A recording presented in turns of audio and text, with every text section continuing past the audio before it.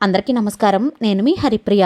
Welcome to my channel. ఇవాల్టి వీడియోలో వారాహి నవరాత్రులలో 8వ రోజు ఆషాఢ శుద్ధ అష్టమి రోజున పూజను ఎలా చేసుకోవాలి అనేది చాలా వివరంగా ఇవాల్టి వీడియోలో తెలుసుకుందాం. అలాగే ఈ రోజున ప్రత్యేకంగా వెలిగించవలసిన దీపం, ఏ నైవేద్యం సమర్పించాలి, ఏ రంగు వస్త్రాలతో అమ్మవారు ధరిస్తారు అనే విషయాలన్నీ కూడా చాలా డీటెయిల్డ్గా ఇవాల్టి వీడియోలో తెలుసుకుందాం.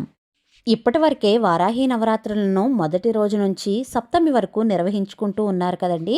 అలాగే ఈరోజు అష్టమి రోజున ఏ విధంగా పూజ చేసుకోవాలి అనేది, అంటే 8వ రోజున మనం ఎలా పూజ చేసుకోవాలి అంటే బుధవారం రోజున ఏ విధంగా చేసుకోవాలి అనేది చూపిస్తున్నాను. ఈరోజు ఆషాఢ శుద్ధ అష్టమి అంటే వారాహి నవరాత్రులలో 8వ రోజు. నేనైతే అమ్మవారికి ఈరోజు లిల్లీ పువ్వుల దండన అయితే తీసుకున్నానండి. నాకెందుకో ఇవాళ అమ్మవారికి ఈ ఈ తెలుపు రంగు పింక్ రంగు పువ్వులతో మాలను చేసి వేయాలని అనిపించింది. నేనైతే ఇది షాప్లో తీసుకుని అమ్మవారికి అలంకరించాను. ఆ తర్వాత మనం యథావిధిగా ముందు రోజు పూజ చేసుకుని ఉంటాం కదా, ఆ ముందు రోజు పూజకు సంబంధించినవన్నీ అంటే పువ్వులు అవన్నీ కూడా నిర్మాల్యం తీసేయాలి. అమ్మవారిని రంగురంగు పువ్వులతో సువాసన భరితమైన పుష్పాలతో అమ్మవారిని అలంకరించుకున్న తర్వాత దీపపు గుందుల్ని కూడా సిద్ధం చేసుకోండి. మీరు కామాక్షి దీపం పెట్టుకుంటూ ఉంటే కనుక కామాక్షి దీపాన్ని కూడా మీరు ఒకసారి నూనె ఇలాగ టిష్యూ పేపర్తో తుడిచేసి మీరు కామాక్షి దీపం కూడా పెట్టుకోవచ్చు. అలాగే పసుపు వినాయకుడిని కూడా సిద్ధం చేసుకుని పెట్టుకుని మనకు పూజకు అన్ని ఏర్పాట్లు చేసుకుని ముందుగానే సిద్ధం చేసుకుని పెట్టుకోవాలి. మీ దగ్గర విగ్రహం ఉంటే కనుక విగ్రహాన్ని కూడా ఒకసారి తుడిచేసి పెట్టుకోండి. అభిషేకం చేసుకోవాలి అనుకుంటే కనుక పంచామృతాలతో కూడా అన్నీ సిద్ధం చేసుకుని ఒక క్రమంగా పెట్టుకొని ఉండండి. ఇక ఈరోజు ప్రత్యేకంగా వెలిగించాల్సిన దీపం ఏమిటంటే నిమ్మకాయల దీపం. నిమ్మకాయలు కొంచెం పెద్దవిగా ఉండే వాటిని ఎంచుకోండి. రసాన్ని పూర్తిగా పిండేసిన తర్వాత నిమ్మ చెక్కల లోపల భాగం పైకి వచ్చేలా విధంగా ఈ విధంగా తిప్పితే ఒక చిన్న ప్రమిదలా తయారైపోతుంది. అందులో కొద్దిగా గంధం కుంకుమ పెట్టి నెయ్యి కానీ కొబ్బరి నూనె కానీ లేదా ఏదైనా మీరు దీపం ఆయిల్ కానీ వేసి దీపాన్ని వెలిగించాలి. మీరు ఇంతకుముందే నిమ్మకాయల మాలను అమ్మవారికి అలంకరించి ఉంటే కనుక దానిని అలాగే నవమి వరకు ఉంచవచ్చు. రసం పిండిన నిమ్మకాయలు మాత్రం రసాన్ని ఇంట్లో మీరు లెమన్ జ్యూస్ని మీరు ఇంట్లో వంటకాల్లో ఉపయోగించుకోవచ్చు. ఏం తప్పేం లేదండి. ఈ నిమ్మ చెక్కల దీపాలని ఈ విధంగా అష్టమి రోజున పెట్టుకోవచ్చు. నేనైతే ఈరోజు 5 దీపాలను పెట్టుకుంటున్నాను, నిమ్మ దీపాలను. మీరు ఎన్ని దీపాలైనా పెట్టుకోవచ్చండి. 1, 3, 5, 9, 7 ఇంకా 11 ఇలా బేసి సంఖ్యలో ఎన్ని దీపాలైనా సరే పెట్టుకోవచ్చు. ఒక ప్లేట్ తీసుకుని ఒక ఇత్తడి కానీ రాగి ప్లేట్ కానీ తీసుకుని దానిలో కొద్దిగా గంధం కుంకుమ బొట్లు పెట్టి ఆ నిమ్మ చెక్కలను ఇందులో వేసుకుని ఈ 5 నిమ్మ చెక్కలను కూడా మనం అందంగా అలంకరించుకుని పువ్వులతో కూడా అలంకరించుకుని అమ్మవారి ముందు ఎదురుగా పెట్టుకోవాలి. చాలామందికి ఒక సందేహం అయితే ఉంటుంది, ఈ నిమ్మ దీపాలను ఇంట్లో వెలిగించచ్చా లేక ఆలయంలోనే వెలిగించాలా అనే విషయాల గురించి నేను ఈ వీడియోలో చాలా డీటెయిల్డ్గా క్లారిటీగా చెప్తానండి. ఈ రోజున తప్పకుండా నిమ్మ దీపాన్ని వెలిగించండి. దీపం వెలిగించే సమయంలో శ్రీమాత్రే నమః అని కానీ, ఓం శ్రీ వారాహి దేవియే నమో నమః అని కానీ అమ్మవారిని నామస్మరణ చేస్తూ భక్తి శ్రద్ధలతో ఈ నిమ్మ దీపాలను అయితే వెలిగించండి. చాలామందికి ఒక సందేహం అయితే ఉంటుంది, నిమ్మ దీపాన్ని ఇంట్లో వెలిగించవచ్చా అని. సాధారణంగా నిమ్మ దీపాన్ని ఉగ్ర స్వరూపంలో ఉన్న దేవతలకు మాత్రమే ఈ నిమ్మ దీపాలను వెలిగించాలి. అంటే దుర్గాదేవి, వారాహిదేవి, కాళికాదేవి, గ్రామ దేవతల ఆలయాల్లో మనం ఈ నిమ్మ దీపాలను వెలిగించుకోవాలి. మనం శాంత స్వరూపిణిగా ఉన్న అమ్మవార్లు ఉంటారు కదా, సరస్వతీదేవి, లక్ష్మీదేవి, ఇలాంటి అమ్మవార్ల దగ్గర మనం ఈ నిమ్మ దీపాలను అయితే వెలిగించుకోకూడదు. అలాగే రాహుకాలంలో కూడా మనం నిమ్మ దీపాలను వెలిగించడం ఆనవాయితీగా వస్తుంది కదా. రాహుదోషం కానీ, కాలసర్పదోషం కానీ, కుజదోషం ఉన్నవారు కానీ ఇలాంటి ఏ సమస్య ఉన్నా సరే మనం ఈ నిమ్మ దీపాలను మంగళవారం, శుక్రవారం రోజుల్లో ఈ నిమ్మ దీపాలను అయితే వెలిగించుకోవచ్చు. అయితే ఈ వారాహి నవరాత్రులలో మీరు ఎప్పుడైనా సరే ఈ నిమ్మ దీపాలను వెలిగించుకోవచ్చండి. ముఖ్యంగా అష్టమి నవమిల్లో వెలిగించుకుంటే ఎంతో మంచిది. ఒకవేళ మీరు ఇంట్లో పూజ చేసుకుని మీరు ఈ నిమ్మ దీపాలను ఇంట్లో వెలిగించుకోలేకపోతే కనుక దుర్గాదేవి ఆలయంలో కానీ, వారాహిదేవి ఆలయాల్లో కానీ మీరు ఈ నిమ్మ దీపాలను వెలిగించుకోవచ్చు.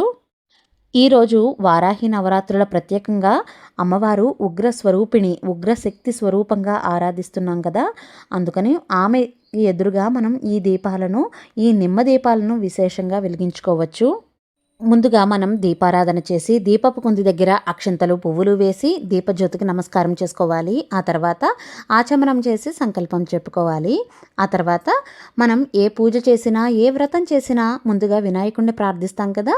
వినాయకుడిని ఈరోజు కూడా ప్రతిరోజులాగానే ఈరోజు కూడా షోడశోపచారాలతో కానీ పంచోపచారాలతో కానీ పూజించుకోవాలి. అంటే ధ్యానం, ఆవాహనం, ఆసనం, పాద్యం, అర్ఘ్యం, స్నానం, వస్త్రం, యజ్ఞోపవీతం, గంధపుష్ప అక్షంతలు అన్నీ సమర్పించి ధూపం దీపం చూపించి నైవేద్యంగా చిన్న బెల్లం ముక్కను కానీ 2 అరటిపళ్ళను కానీ నైవేద్యం పెట్టి మంగళహారతి ఇవ్వాలి. ఇక్కడితో గణపతి పూజ పూర్తవుతుంది. గణపతికి దండం పెట్టుకుని ఈరోజు కూడా ఎటువంటి విఘ్నాలు లేకుండా పూజను పూర్తయ్యేలా చెయ్యి స్వామి అని వినాయకుడికి మనసారా ప్రార్థించాలి. ఆ తర్వాత వారాహి అమ్మవారి పూజను మొదలుపెట్టాలి. ఈ వారాహి అమ్మవారి పూజను మొదలుపెట్టే ముందు మనం ఈ నిమ్మదీపాలు ఉన్నాయి కదా, ఈ నిమ్మదీపాలు అన్నీ కూడా మనం వారాహి అమ్మవారికి ఓం శ్రీ వారాహి దేవ్యే నమో నమః అని కానీ, ఓం శ్రీ మాత్రే నమః అని కానీ అమ్మవారికి అలా తలుచుకుంటూ నామస్మరణ చేస్తూ ఈ నిమ్మదీపాలను వెలిగించాలి. ఈ నిమ్మదీపాలను వెలిగించిన తర్వాత అమ్మవారివి అష్టోత్తర శతనామావళి ఉంటుంది కదా. ఓం శ్రీమాత్రే నమః అని 108 సార్లైనా అనుకుని అమ్మవారికి ఈరోజు పింక్ రంగు పువ్వులను అమ్మవారికి సమర్పిస్తే ఎంతో మంచిది. ఈ పింక్ రంగు పువ్వులతో నేను ఇవాళ అర్చన చేస్తున్నానండి. 108 నామాలతో చదువుకుంటూ ఈ అమ్మవారికి ఇలా సమర్పిస్తున్నాను. అయితే 108 నామాలు చదవడం రాకపోతే కనుక ఓం శ్రీ మాత్రే నమః అని 108 సార్లు అనుకుంటూ అమ్మవారికి పువ్వులను అయితే సమర్పించవచ్చు. ఈరోజు అమ్మవారికి తామర పువ్వులతో కానీ లేదంటే పింక్ రంగు గులాబీలతో కానీ అమ్మవారిని అర్చిస్తే ఎంతో మంచిది. ఈరోజు వారాహి అమ్మవారివి కవచం, స్తోత్రాలు ఇంకా ఏమైనా తెలుసుంటే మీకు అవన్నీ కూడా చదువుకోవచ్చు. తప్పకుండా లలితా సహస్రం కూడా చదువుకోండి. పొద్దున సాయంత్రం కూడా ఎంతో మంచిది. ఈరోజు అమ్మవారు మనకి వార్తాళీదేవిగా మనకు దర్శనమిస్తూ ఉంటారు. అందుకని అమ్మవారిని ప్రతి ఒక్కరూ కూడా మనస్ఫూర్తిగా పూజించండి. అమ్మవారి విగ్రహం మీ దగ్గర ఉన్నట్లయితే అభిషేకం కూడా చేసుకోవచ్చు పంచామృతాలతో. పాలు, పెరుగు, ఆవు నెయ్యి, ఆవు పాలు, ఆవు నెయ్యి, ఇంకా పంచదార, చెరుకు రసాలు, ఇంకా ఇంకా మీ దగ్గర ఏ పసుపు నీరు, కుంకుమ నీరు, గంధం నీరు, జవ్వాది పౌడర్ నీరు, ఇలా మీకు దొరికిన ఏ ద్రవ్యాలతో అయినా అమ్మవారికి మనస్ఫూర్తిగా అభిషేకం చేసుకోవచ్చు. అది కూడా ఓం శ్రీ మాత్రే నమః, ఓం శ్రీ మాత్రే నమః అని మనం అనుకుంటూ చేస్తే ఎంతో పవర్ఫుల్గా ఉంటుందండి.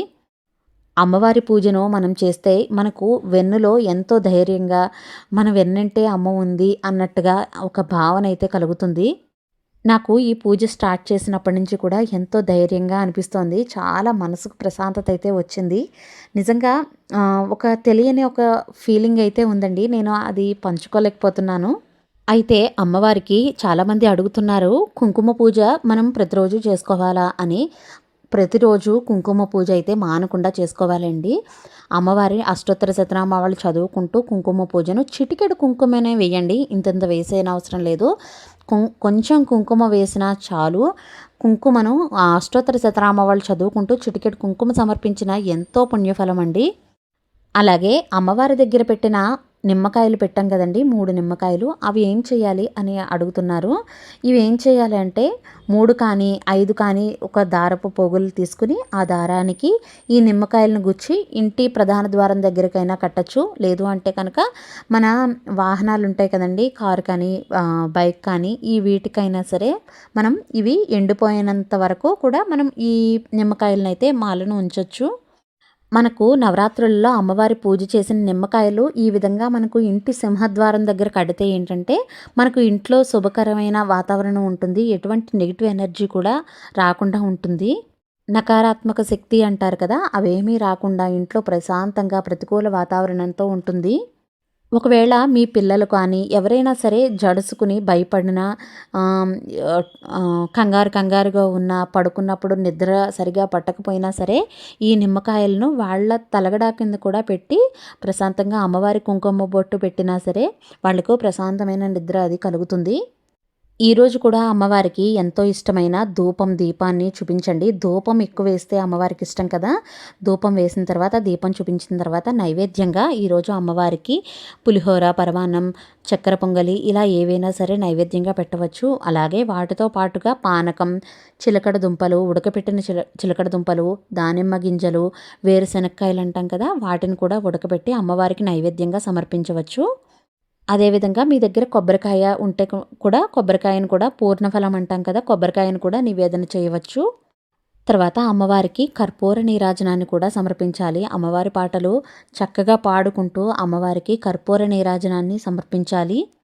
మనం చేసిన పూజలో ఏదో ఒక తప్పు దొర్లుతూనే ఉంటుంది కదా! అమ్మవారి పాదాలు పట్టుకుని, తల్లి నేను చేసిన ఈ పూజలో ఒక చిన్న బిడ్డ చేసిన పూజగా భావించి, నీ బిడ్డగా భావించి మేము ఏదైనా తప్పులు చేసి ఉంటే మన్నించు తల్లి అని అమ్మవారి పాదాలు పట్టుకుని మనసారా అమ్మకు మన కోరికలు చెప్పుకొని ప్రశాంతంగా భగవంతుడిని నమ్మండి. భక్తితో అమ్మవారికి చెప్పుకోండి. అమ్మవారు తప్పకుండా మీ మొరను అయితే ఆలకిస్తారు. అయితే అమ్మవారికి ప్రతిరోజు మనం కుంకుమ పూజ చేసుకుంటున్నాం కదా! ఇలా అమ్మవారికి దండం పెట్టుకున్న తర్వాత సాష్టాంగ నమస్కారం కూడా చేసుకున్న తర్వాత అమ్మవారి దగ్గర ఉన్న కుంకుమను కొద్దిగా తీసుకుని మన నుదుటన కుంకుమ పెట్టుకుని మంగళసూత్రాలకు కూడా పెట్టుకుంటే ఎంతో మంచిది. ఈ విధంగా వారాహి నవరాత్రులలో 8వ రోజైన అష్టమి రోజున ఏ విధంగా పూజించాలి అనే విషయాన్ని చాలా డీటెయిల్డ్గా తెలుసుకున్నారు కదా! మీకు ఇవాల్టి వీడియో నచ్చిందా? అలంకారం ఎలా ఉంది? బాగుందా? ఇవాల్టి వీడియో నచ్చినట్లయితే please like, share, subscribe to my channel. మరో సరికొత్త వీడియోతో మళ్ళీ కలుస్తాను.